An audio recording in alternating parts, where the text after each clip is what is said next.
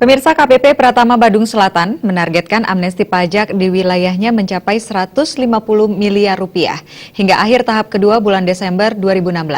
Pada tahap pertama, amnesti pajak KPP Pratama Badung Selatan telah mencapai 140 miliar rupiah. Dengan capaian ini dan melihat potensi di wilayah Kuta dan Kuta Selatan, KPP Pratama Badung Selatan menambah target mereka menjadi 200 miliar rupiah. 2 sampai Desember.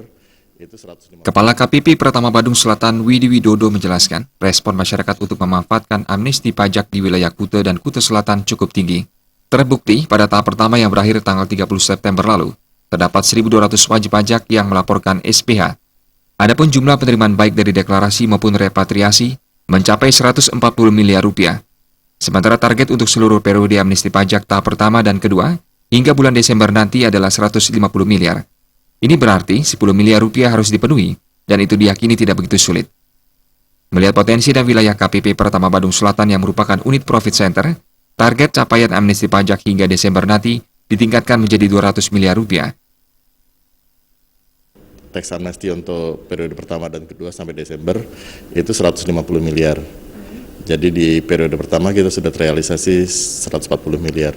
Jadi sebetulnya ada 10 miliar lagi yang harus kami capai di periode kedua dan itu mestinya nggak sulit ya.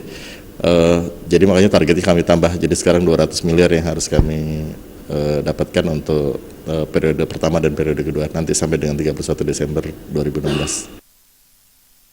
Widi Widodo menambahkan dengan adanya amnesti pajak ini, banyak wajib pajak baru pun bermunculan. Di periode pertama tercatat sekitar 4.000 wajib pajak baru. Jenny dan